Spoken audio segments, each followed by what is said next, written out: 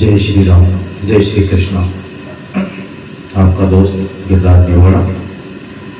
अष्टावक्र गीता सार संक्षेप। अष्टावक्र गीता का आरंभ मुमुक्षु राजा जनक द्वारा पूछे गए 3 प्रश्नों से होता है कि ज्ञान कैसे होता है, मुक्ति कैसे होती है तथा वैराग्य कैसे होता है। संपूर्ण आध्यात्म का सार इन 3 प्रश्नों में समाहित है। आध्यात्मिक उपलब्धि में वैराग्य का होना अथवा आसक्ति त्याग पहली शर्त है। इससे होता है आत्मज्ञान एवं आत्मज्ञान से ही मुक्ति होती है, जो जीव की सर्वोपरि स्थिति है। जनक के 3 प्रश्नों का समाधान अष्टावक्र ने 3 वाक्यों में कर दिया एवं उपदेश सुनते सुनते ही जनक को वही आत्मानुभूति हो गई। कैसा अनूठा वक्तव्य रहा होगा, वह जनक की कितनी पात्रता रही होगी, इसका अंदाजा इससे लगाया जा सकता है। सत्य पर इतना शुद्धतम वक्तव्य आज तक कोई नहीं दे पाया। यदि उसे अध्यात्म से निकाल दिया जाए तो आत्मज्ञानी को इस पूर्ण की उपलब्धि पर कैसे अनुभव होता है, यह जानना ही कठिन हो जाएगा। वेद पुराण उपनिषद भी इसके सामने फीके नजर आते हैं। कृष्ण की गीता का पात्र अर्जुन विभिन्न प्रकार की मानसिक समस्याओं में उलझा है। उसकी न ज्ञान प्राप्ति की इच्छा है, न उसमें कर्तव्य बोध है। वो क्षत्रिय है, युद्ध क्षेत्र में खड़ा है, आतताइयों की चुनौतियां उसके सामने हैं, किंतु वह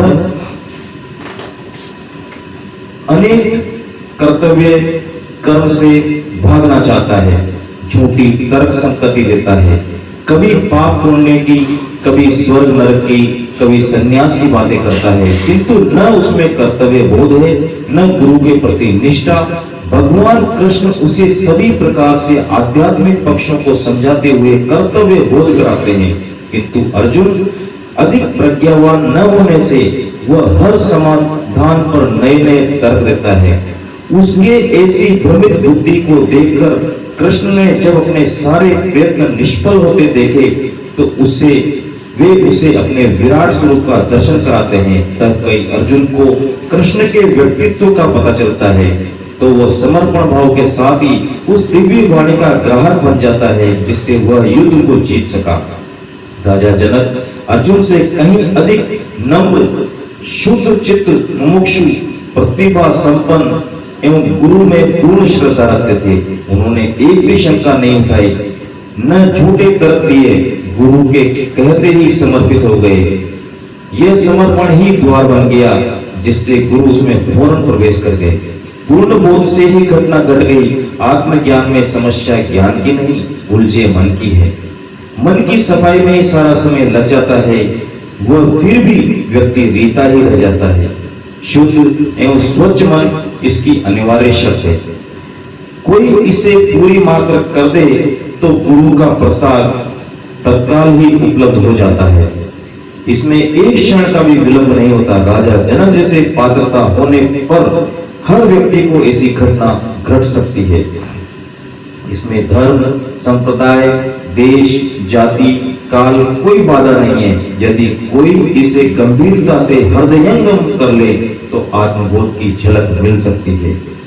कहते हैं विवेकानंद जब रामकृष्ण के पास गए, वह परमात्मा का प्रमाण पूछा तो रामकृष्ण ने उन्हें अष्टावक्र गीता पढ़ने को दी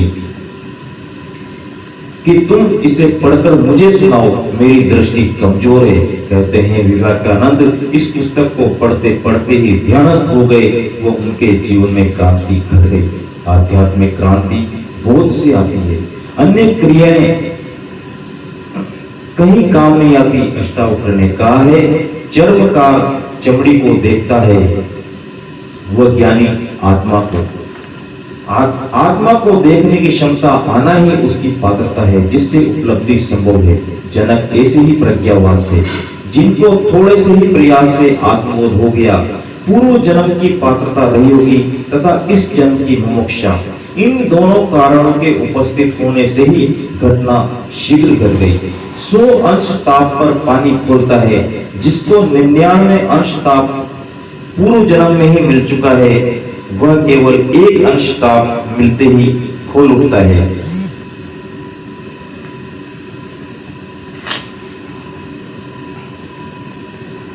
किंतु पूर्व जन्म में जिसे 10 अंश ताप मिला है उसे 90 अंश की आवश्यकता पड़ती है। उपलब्धि के समय की भिन्नता का यही कारण है। फिर मनुष्य भी 4 प्रकार के होते हैं, ज्ञानी, मुमुक्षु, अज्ञानी और मूढ़। ज्ञानी वह है जिसे ज्ञान प्राप्त हो चुका है, मुमुक्षु वह है जो ज्ञान प्राप्ति के लिए लालायित है, उसे हर कीमत पर प्राप्त करना चाहता है। अज्ञानी वह है जिसे शास्त्रों का ज्ञान तो है किंतु उपलब्धि के प्रति कोई रुचि नहीं रखता, तथा मूढ़ वह है जिसे इस आध्यात्म जगत का कुछ भी पता नहीं है, न जानना ही चाहता है। वह पशुओं की भांति अपनी शारीरिक क्रियाओं को पूर्ण मात्र कर लेता है, वह शरीर में ही जीता है। इनमें मूढ़ से अज्ञानी श्रेष्ठ है, अज्ञानी से मोक्ष श्रेष्ठ है, ज्ञानी सर्वोत्तम स्थिति में है। कुछ चीजों का अस्तित्व किंतु उनके प्रमाण नहीं दिए जा सकते, जो आंख से देखने की है, जिनका स्वयं अनुभव किया जा सकता है, उनको प्रमाणों से सिद्ध करना असंभव है। अंधे को सूर्य को प्रमाणित करके नहीं समझाया जा सकता, उसे रंगों का ज्ञान नहीं कराया जा सकता। प्रेम, दया, करुणा, दर्द, पीड़ा, आनंद को नहीं दिखाया जा सकता, न उन्हें प्रमाणित ही किया जा सकता है। ये स्वयं के भी अनुभव में आती है। बुद्धि की एक सीमा है जहां तक ही ये निर्णय ले सकती है, आत्मा, परमात्मा, ब्रह्म आदि उसकी पकड़ से बाहर है। ये इंद्रियों के विषय ही नहीं है। इंद्रियां स्थूल को पकड़ सकती हैं, सूक्ष्म छूट सकता है, सूक्ष्म छूट जाता है। सूक्ष्म को पकड़ने की विद्या दूसरी है, जिसका उपयोग करने पर सूक्ष्म भी ग्राह्य हो जाता है। यह विद्या ध्यान और समाधि की है, जिसमें व्यक्ति स्थूल जगत के पार सूक्ष्म के भी दर्शन कर सकता है, उसका आभास या बोध प्राप्त कर सकता है।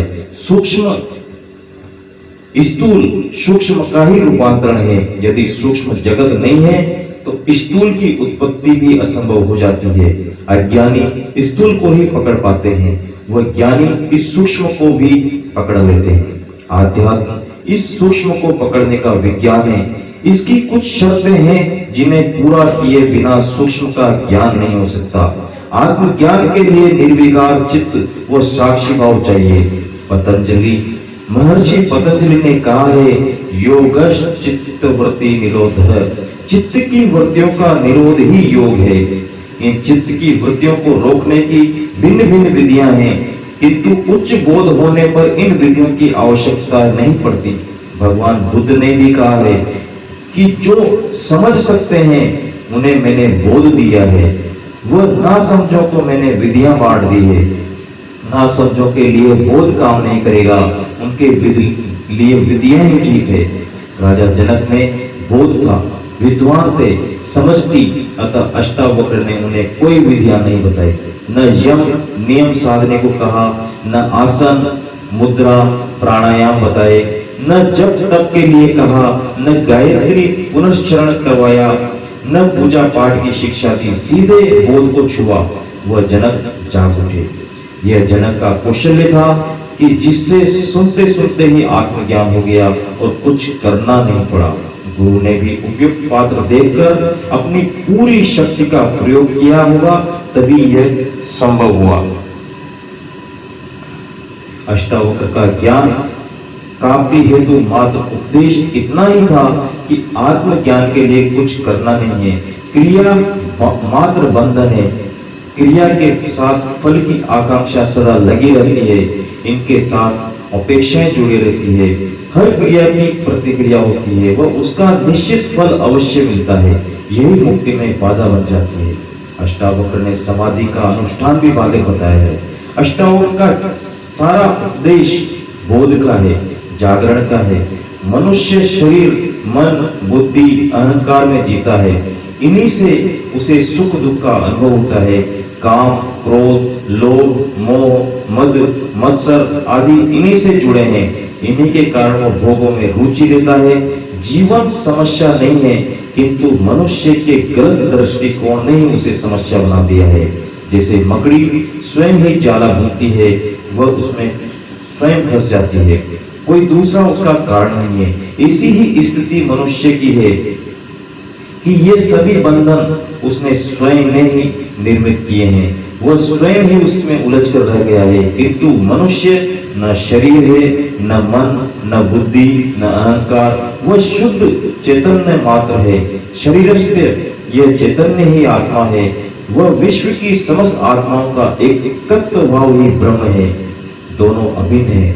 यह चैतन्य न करता है, न भोगता है, न इसका बंध है, न मोक्ष। यह सबका साक्षी, निर्विकार, निरंजन, क्रिया रहित एवं स्वयं प्रकाश है। यह समस्त सृष्टि में व्याप्त है, वह समस्त सृष्टि इसमें व्याप्त है।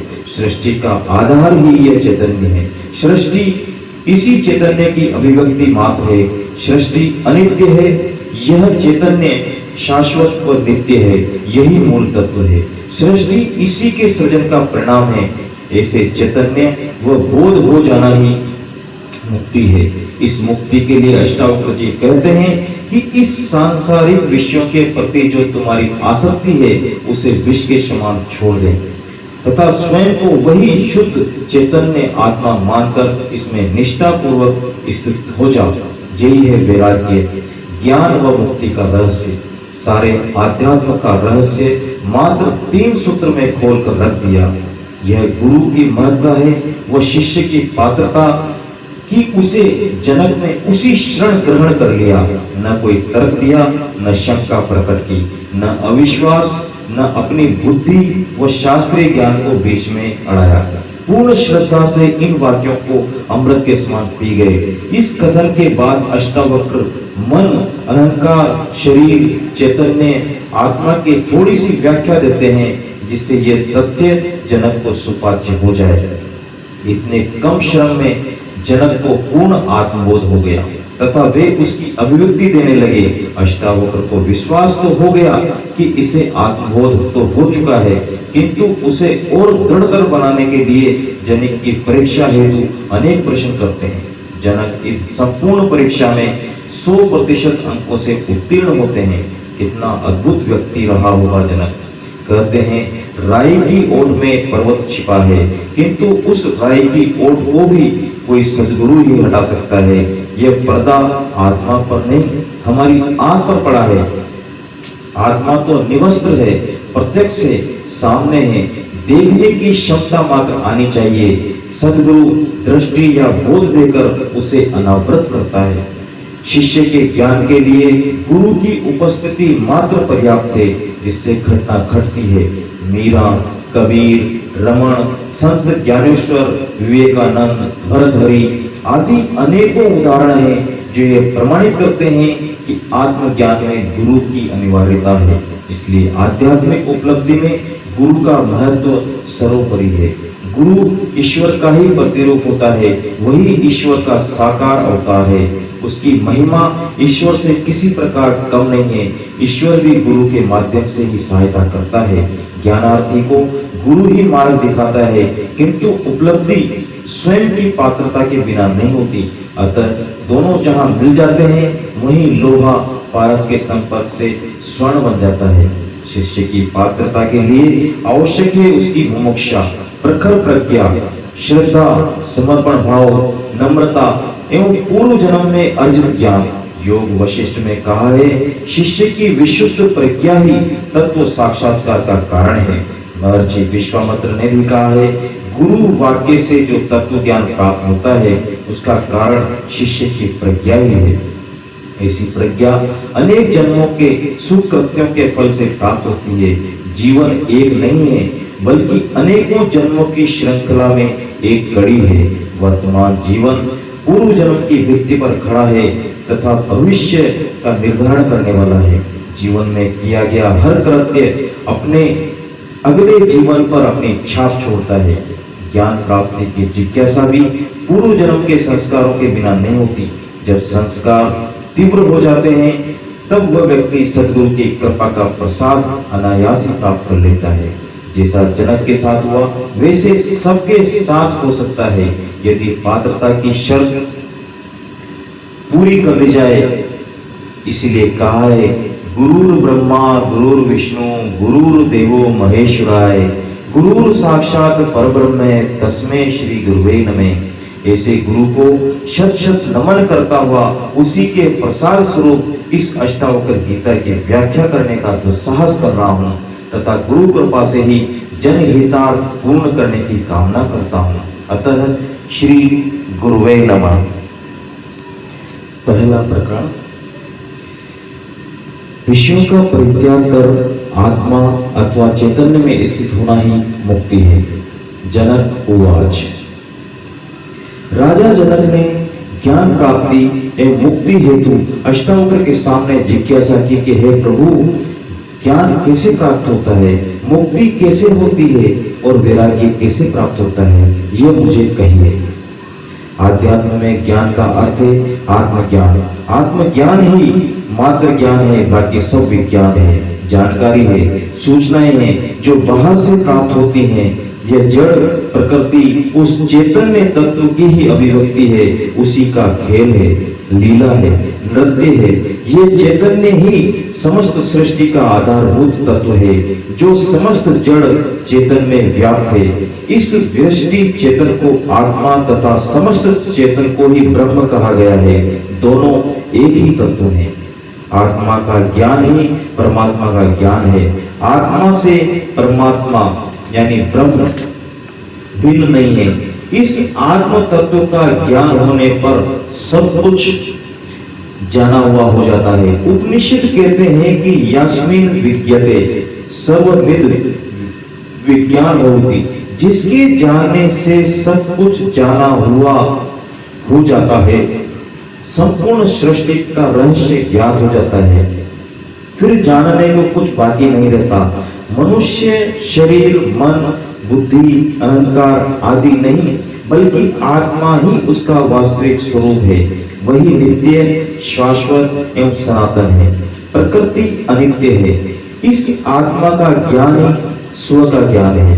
अज्ञानी प्रकृति को ही जानते हैं जो स्थूल है, इंद्रिय ग्राह्य है, जबकि ज्ञानी उस चेतन को भी जान लेते हैं जो सूक्ष्म है, इंद्रियातीत है। इस ज्ञान प्राप्ति से होती है मुक्ति। सृष्टि का आधार जान लेने पर समस्त विश्व प्रपंच का ज्ञान हो जाता है, भ्रांति मिट जाती है, मनुष्य शांत हो जाता है, साक्षी हो जाता है, दृष्टा मात्र रह जाता है, जिससे संसार बंधनों से मुक्त होकर वह स्वतंत्र हो जाता है। मुक्ति ज्ञान के बिना नहीं हो सकती। जीवन का चरमोत्कर्ष मुक्ति है, जो जीव की अंतिम परिणति है, अंतिम स्थिति है, चरम विकास है। आत्मज्ञान के लिए वैराग्य का होना आवश्यक है। वैराग्य का अर्थ संसार को छोड़ना अथवा उससे भागना नहीं है, अपितु उसके प्रति आसक्ति का त्याग है। संसार बंधन नहीं है, उसके प्रति जो आसक्ति है, लगाव है, यही बंधन है। इस आसक्ति का कारण है अहंकार। जब तक अहंकार है, आसक्ति होगी ही नहीं। जब तक अहंकार है, आसक्ति होगी ही, तथा यही आसक्ति बंधन है। संसार और आत्मा दो छोर हैं। बाहर है संसार, भीतर है आत्मा यानी परमात्मा। दोनों मार्ग भिन्न दिशाओं में जा रहे हैं। मनुष्य दोनों के मध्य खड़ा है। यदि वह संसार की ओर भागता है तो परमात्मा से दूर हो जाता है। यदि वह परमात्मा की ओर जाना चाहता है तो उसे संसार से विमुख होना पड़ता है। संसार से विमुख होना ही वैराग्य है। यह केवल दृष्टि परिवर्तन से होगा, शहर छोड़कर जंगल में भागने से नहीं होगा। यदि व्यक्ति संसार के प्रति आसक्ति का त्याग मात्र कर देता है तो वह ज्ञान प्राप्ति का अधिकारी बन जाता है। मनुष्य के अहंकार के कारण ही लोभ, मोह, वासना आदि पैदा होते हैं, जिससे मनुष्य इस कर्म जाल के बंधन में उलझ जाता है। यह जाल उसने स्वयं ही अज्ञानवश तैयार किया है, जिसे ज्ञान द्वारा नष्ट किया जा सकता है। किंतु ज्ञान प्राप्ति हेतु मुमुक्षु भी होना अनिवार्य है, अन्यथा उसे कोई भी देवता उपहार स्वरूप लाकर नहीं दे सकते। राजा जनक मुमुक्षु हैं, उनमें ज्ञान और मुक्ति की तीव्र इच्छा है। अष्टावक्र ज्ञानी हैं, जिन्होंने पा लिया है वे ही दे सकते हैं। जिसने स्वयं नहीं पाया वह दे भी नहीं सकता, बल्कि और भटका देता है। आज संसार ऐसी ही अज्ञानियों द्वारा भटकाया गया है, विभ्रमित किया गया है। इन मूढ़ों ने दुनिया को जितनी हानि नहीं पहुंचाई उतनी इन अज्ञानियों ने पहुंचाई है। ये अज्ञानी ही सांप्रदायिकता फैलाते हैं जिससे संसार विकृत हुआ है। राजा जनक ज्ञानी गुरु से 3 प्रश्न करते हैं, ज्ञान कैसे प्राप्त होता है, मुक्ति कैसे होती है तथा वैराग्य कैसे होता है। 3 ही प्रश्नों के उत्तर में सारे आध्यात्म का सारा निचोड़ समाया है। हर व्यक्ति मुक्ति की चाह तो करता है, किंतु सद्गुरु के अभाव में सब कुछ करता हुआ भी आत्मज्ञान को प्राप्त नहीं होता है। इसके मुख्य 3 कारण हैं, स्वयं की मुमुक्षा का न होना, स्वयं की पात्रता का अभाव एवं सद्गुरु का अभाव। ये तीनों जहां मिल जाते हैं, जहां इस त्रिवेणी का संगम हो जाता है, वहां चेतना अवश्य प्रकट होती है। ज्ञानी गुरु ही तत्व का बोध करा सकता है। मुमुक्षु राजा जनक की पात्रता का निश्चय हो जाने पर अष्टावक्र ने अपनी पूरी शक्ति का उपयोग कर सारा ज्ञान सारभूत रूप में कैप्सूल में बंद कर उसके गले उतार दिया। वो तीनों प्रश्न का 3 वाक्यों का समाधान कर दिया। अष्टावक्र पहले वैराग्य का स्वरूप बताते हैं, क्योंकि वैराग्य हुए बिना मनुष्य आत्मज्ञान का अधिकारी नहीं बनता। यह प्रारंभिक शर्त है। सूत्र 2, अष्टावक्र ने कहा है, प्रिय, यदि तू मुक्ति चाहता है तो विषयों को विष के समान छोड़ दे और क्षमा, आर्जव यानी सरलता, दया, संतोष और सत्य को अमृत के समान सेवन कर। हे प्रिय, अष्टावक्र आयु में कम होते हुए भी ज्ञान वृद्ध है एवं गुरु पद पर आसीन है। राजा जनक शिष्य भाव से जिज्ञासा कर रहे हैं, इसलिए अष्टावक्र उन्हें प्रिय शब्द से संबोधित कर कहते हैं, यदि तू मुक्ति चाहता है तो इन विषयों को विष के समान छोड़ दे। एक ही वाक्य में वैराग्य का रहस्य प्रकट कर दिया। इंद्रियों द्वारा भोगे जाने वाले विषयों में आसक्त होना ही मनुष्यों को आत्मज्ञान से वंचित रखता है। ये विषय केवल शरीर और मन को ही तुष्ट कर सकते हैं, आत्मा को नहीं। फिर भोग से कभी वासनाएं तृप्त नहीं होती हैं, बार बार उठती हैं, वो अनेक जन्मों तक चलती रहती हैं, जिससे मनुष्य शरीर व मन ही नहीं है, वह चैतन्य आत्मा है। अतः आत्मज्ञान की इच्छा रखने वाले को इन इंद्रियगत विषयों को विष के समान छोड़ देना चाहिए। इन विषयों के प्रति आसक्ति ही मनुष्य के बार बार जन्म व मृत्यु का कारण बनती है। अतः यह विष के समान है, किंतु विषयों को छोड़ने मात्र से वह आत्मज्ञानी नहीं हो जाता, बल्कि इनसे वह आत्मज्ञान का अधिकारी बनता है। उसमें पात्रता आ जाती है। विषयों को छोड़ने का अर्थ उनके प्रति आसक्ति का त्याग है। ये विषय बंधन नहीं है, उनके प्रति जो आसक्ति है वही बंधन है। इसे छोड़ने की बात अष्टावक्र कर रहे हैं। विषयों को छोड़ने का अर्थ खाना पीना, कपड़े, बिस्तर आदि छोड़कर नग्न हो जाना, वो भूखे मरने से नहीं है, बल्कि शरीर को जीवित रखने के लिए जो न्यूनतम आवश्यकताएं हैं उनसे अधिक का भोग न करने से है। भोगों में आसक्ति होने से ही लोभ, मोह, क्रोध, ईर्ष्या, द्वेष, घृणा, दुख, चिंता आदि अनेक अवगुण आते हैं और एक ऐसा दुष्चक्र बन जाता है जो जन्म जन्मों तक समाप्त नहीं होता। इसका मूल कारण एकमात्र आसक्ति का होना होता है। आसक्ति त्याग से ही इन समस्त बुराइयों से वह मुक्त हो जाता है तथा ज्ञान का अधिकारी बन जाता है। अष्टावक्र आगे कहते हैं कि केवल विषयों के त्याग से तुझे पात्रता उपलब्ध होगी। तू सद्गुण ग्रहण करने का पात्र बन जाएगा। पात्र में जो विषय रूपी जहर भरा है उसे खाली किए बिना उसमें अमृत उड़ेलने से वह अमृत भी विष बन जाएगा। इसलिए पहले अंतःकरण को स्वच्छ कर, तभी सद्ज्ञान का प्रभाव होगा, वरना वह ज्ञान भी विकृत हो जाएगा।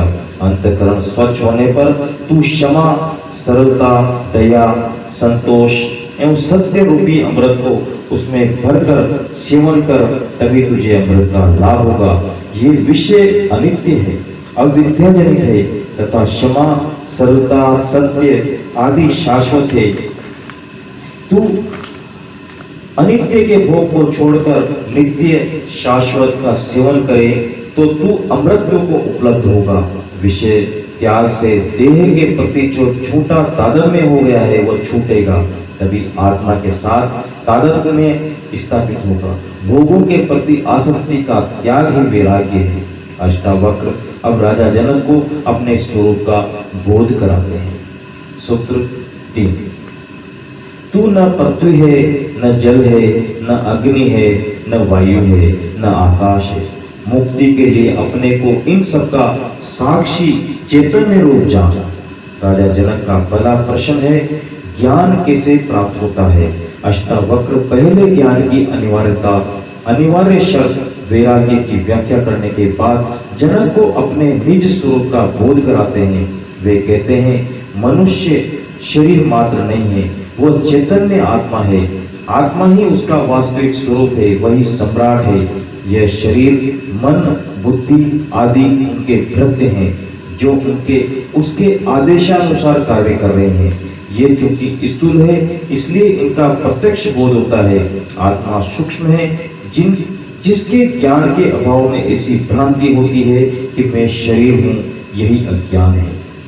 अष्टावक्र इसी भ्रांति का निवारण करने हेतु कहते हैं कि तू पृथ्वी, जल, अग्नि, वायु, आकाश इन 5 तत्वों से बना भौतिक शरीर नहीं है।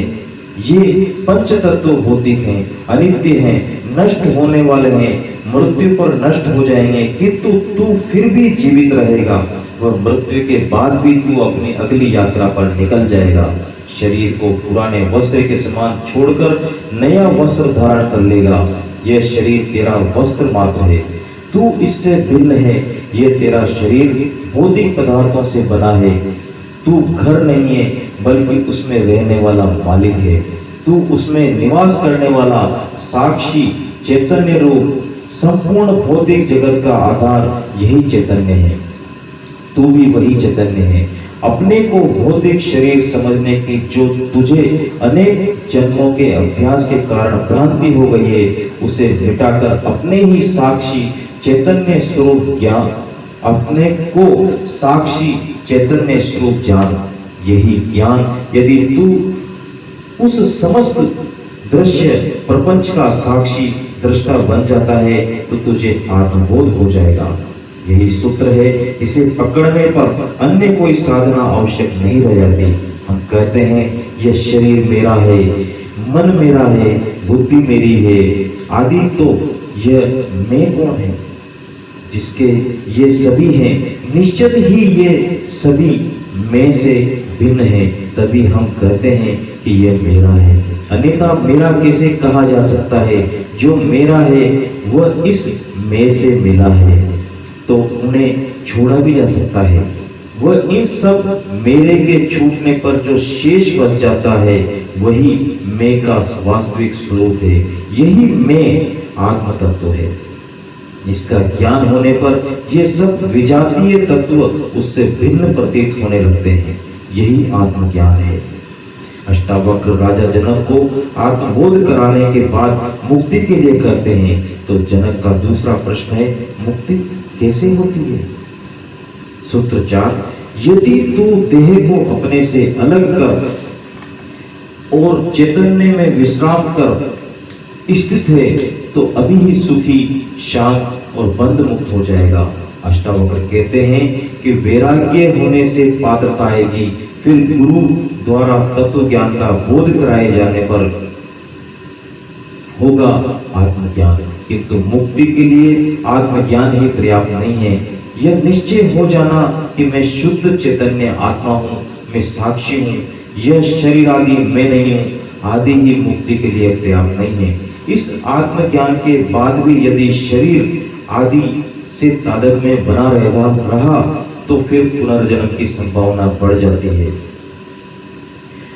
अतः उसे भी मुक्ति ही कहा जा सकता है। यह ज्ञान सविकल्प समाधि में भी होता है, जिसमें बीज रूप में सभी संस्कार विद्यमान रहते हैं। उचित वातावरण मिलने पर यह बीज पुनः वृक्ष बन सकता है। उस बीज को भी नष्ट कर देना निर्विकल्प समाधि है, वही मुक्तावस्था है। अष्टावक्र इसी मुक्ति की बात कह रहे हैं।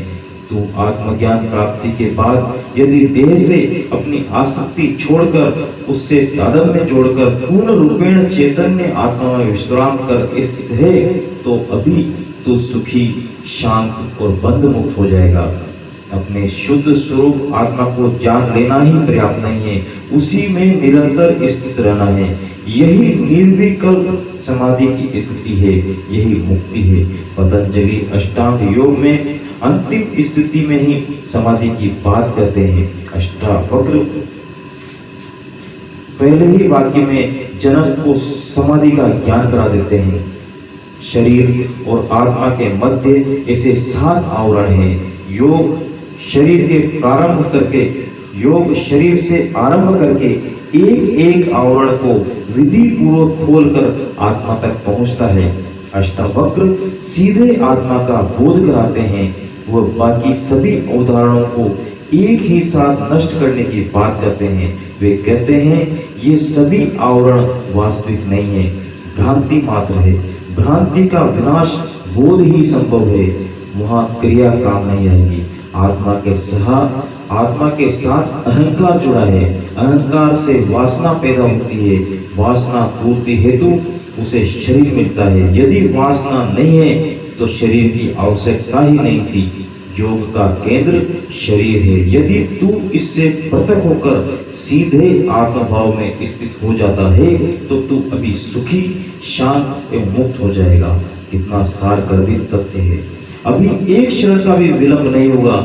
ये वासनाएं, संस्कार, कर्म फल, कर्म भोग आदि कुछ भी बाधक नहीं है। केवल ऐसी स्थिति में स्थिर हो जाना ही पर्याप्त है। जैसे रस्सी में सांप की भ्रांति हो जाने पर उसे प्रत्यक्ष देखने से ही वह भ्रांति मिटती है, संशय मिट जाता है। कुछ कर्मकांड, जप, तप, मंत्र, साधना, हठ योग की क्रियाएं आदि नहीं करनी पड़ती। उसी प्रकार अष्टावक्र आत्मबोध ही पर्याप्त मानते हैं, जिससे समस्त भ्रांतियां मिट जाती है एवं मनुष्य मुक्ति को प्राप्त हो जाता है। यह मुक्ति कोई विस्तार विशेष नहीं है, न इसको प्राप्त करने के लिए कोई वैतरणी ही पार करनी पड़ती है, बल्कि अपनी वास्तविक स्थिति को जान लेना है, जो प्रत्यक्ष दर्शन से ही संभव है। इसी से समस्त ग्रंथियां खुल जाती है। ये सभी ग्रंथियां अज्ञान की है।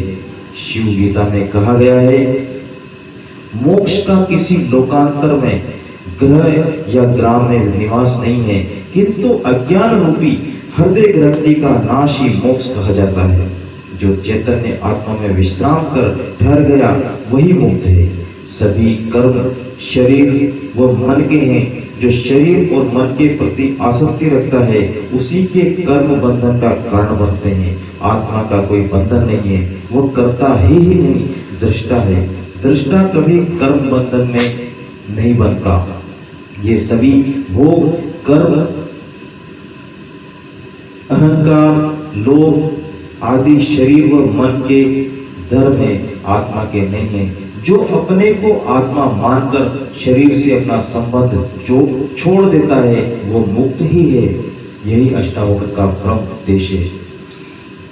सूत्र 5, तू ब्राह्मण आदि वर्ण नहीं है तो और न तू किसी आश्रम वाला है, न आंख आदि इंद्रियों का विषय है, ऐसा जानकर सुखी हो।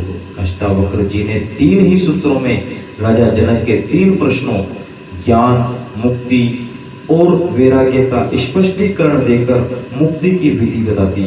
आगे इसकी थोड़ी और व्याख्या करते हैं, जिससे जनक को पूर्ण रूपेण यह तत्वबोध हृदयंगम हो जाए। अष्टावक्र कहते हैं, तू शरीर नहीं है, आत्मा है जो चैतन्य है, साक्षी है। आत्मा का कोई वर्ण नहीं होता। यह ब्राह्मण, क्षत्रिय, वैश्य, शूद्र नहीं होती।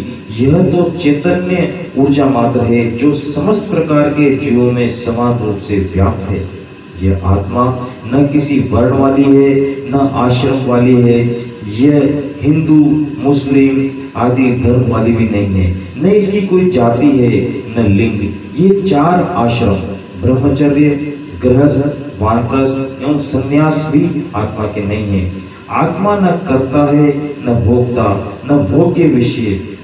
इन तीनों से परे असंग, निराकार और विश्व का साक्षी मात्र है। केवल दृष्टा है। अष्टावक्र जनक से कहते हैं कि तू वही आत्मा है, ऐसा जानकर सुखी हो, क्योंकि ये वर्ण आश्रम एवं इंद्रियों के विषय आत्मा के नहीं है, अतः ये तेरे नहीं हो सकते। इन वर्णाश्रम के धर्मों को मानने का विधान केवल अज्ञानियों के लिए है, जिससे वे अपना क्रमिक विकास कर आत्मज्ञान को उपलब्ध हो सके। अष्टावक्र जनक को आत्मा के वास्तविक स्वरूप का ज्ञान कराते हुए कहते हैं, तो इसे जान ले और अभी सुखी हो, इसमें देर होती ही नहीं। यह नकद धर्म है, उधार नहीं है कि आज कर्म किया और अगले जन्म में फल मिलेगा। कुछ धर्म कहते हैं कि यह कलयुग है, यह पंचम काल है, इसमें मुक्ति होगी ही नहीं। कुछ कहते हैं कि आज से यदि प्रयत्न करना प्रारंभ करो तो 7 जन्म बाद मुक्ति मिलेगी। कुछ कहते हैं कि अंतिम तीर्थंकर पैगंबर अवतार हो चुके, अब कोई होने वाला नहीं है। परंतु अष्टावक्र बड़ी निर्भीकता से घोषणा करते हैं कि यह सब बकवास है। तू अपने को चैतन्य में स्थित कर ले और अभी मुक्त हो जा। ऐसी घोषणा कोई भी महापुरुष, अवतार या गुरु नहीं कर पाए। बड़ी अद्भुत घोषणा है आध्यात्म जगत की। दीपक जलते ही जैसे एक क्षण में अंधेरा गायब हो जाता है, उसी प्रकार आत्मज्ञान के प्रकाश में अज्ञान रूपी अंधकार एक क्षण में विलीन हो जाता है। सारी भ्रांति मिट जाती है, केवल बोध पर्याप्त है। सूत्र 6। हे विभो, विभो मतलब व्यापक, धर्म और अधर्म, सुख और दुख मन के हैं, तेरे लिए नहीं है। न तो करता है न भोगता, तू तो सर्वदा मुक्त ही है।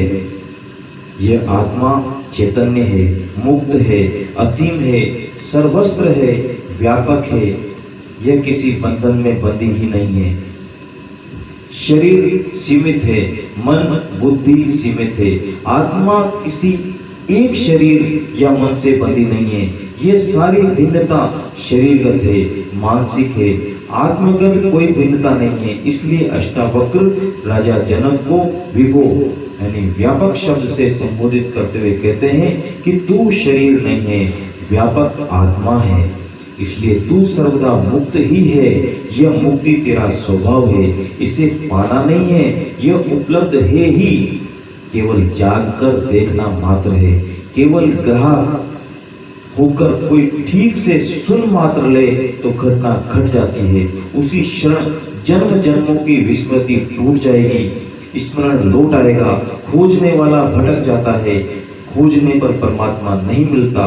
खोजों को छोड़कर संसार के प्रति उदासीन वैराग्यवान होकर विश्राम में स्थित हो जाना ही पा लेने का मार्ग है।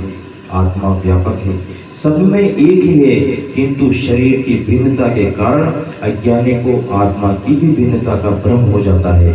यह मेरी आत्मा है, यह उसकी आत्मा है, भिन्न भिन्न आत्माएं हैं, आत्माएं अनंत है आदि। अष्टावक्र कहते हैं कि तू अहंकार के कारण अपने को कर्ता और भोक्ता मान बैठा है। यह अहंकार में तेरी भ्रांति है। तू चैतन्य आत्मा है जो न करता है न भोगता। अपने को कर्ता और भोक्ता मानने के कारण ही तू सुख दुख का अनुभव कर रहा है।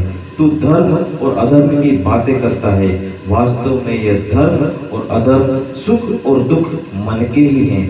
तू अहंकार वश ही अपने को आत्मा से भिन्न अनुभव कर रहा है। उसे छोड़ दे तो तू आत्मवत सदा मुक्त ही है।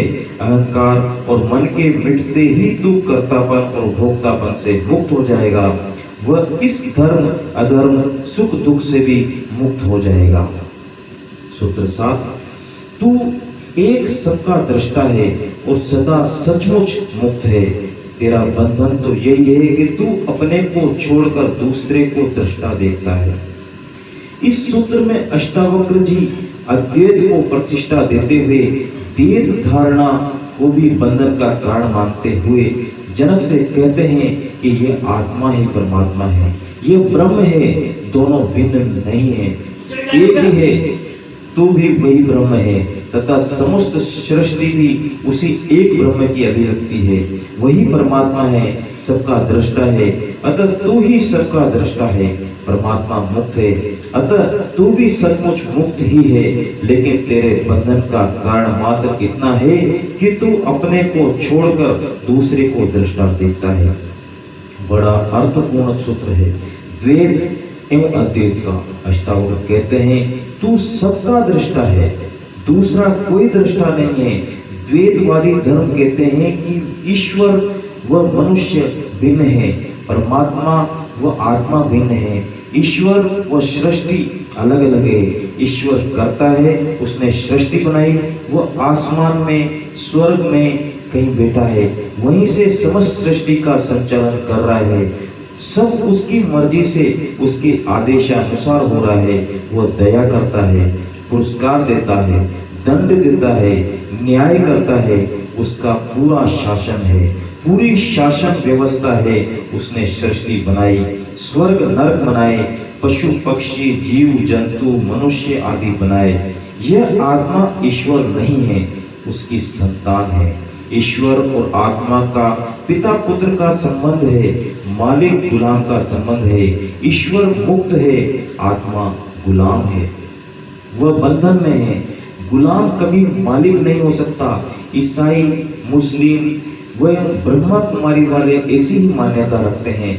कुछ धर्म ब्रह्म जीव व प्रकृति तीनों को अनादि मानते हैं, कुछ आत्मा व सृष्टि को अनादि मानते हैं, कुछ प्रकृति व पुरुष दोनों को अनादि मानते हैं, कुछ प्रकृति को ही सब कुछ मानते हैं, ईश्वर की सत्ता में विश्वास नहीं करते। वे इस चैतन्य को प्रकृति का ही गुण मानते हैं। ऐसी विभिन्न मान्यताओं के बीच अष्टावक्र बड़ी निर्भीकता से यह घोषणा करते हैं कि यह चैतन्य आत्मा ही ब्रह्म है, इससे भिन्न कोई ईश्वर नहीं है। यह आत्मा ही एकमात्र दृष्टा है, साक्षी है। कुछ धर्म आकाश में बैठे ईश्वर को दृष्टा कहते हैं कि वहां बैठे बैठे वो सब कुछ देख रहा है, पाप पुण्य सब देख रहा है। अष्टावक्र कहते हैं कि यह आत्मा ही परमात्मा है, वह यही दृष्टा है, इससे भिन्न कोई दृष्टा नहीं है।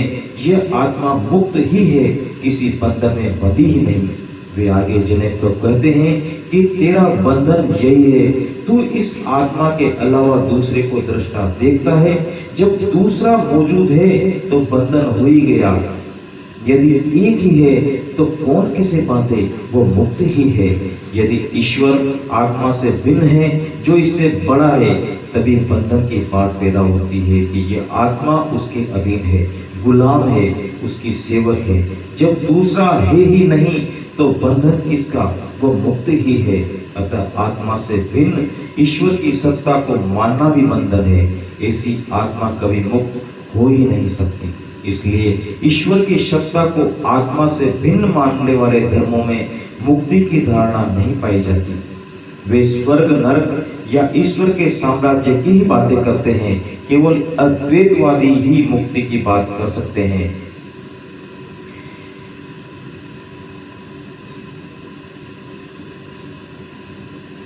आत्मा ईश्वर शक्ति मानना भी, ऐसी आत्मा कभी मुक्त हो ही नहीं सकती। इसलिए ईश्वर की सत्ता को आत्मा से भिन्न मानने वाले धर्मों में मुक्ति की धारणा नहीं पाई जाती। वे स्वर्ग नरक या ईश्वर के साम्राज्य की बातें करते हैं।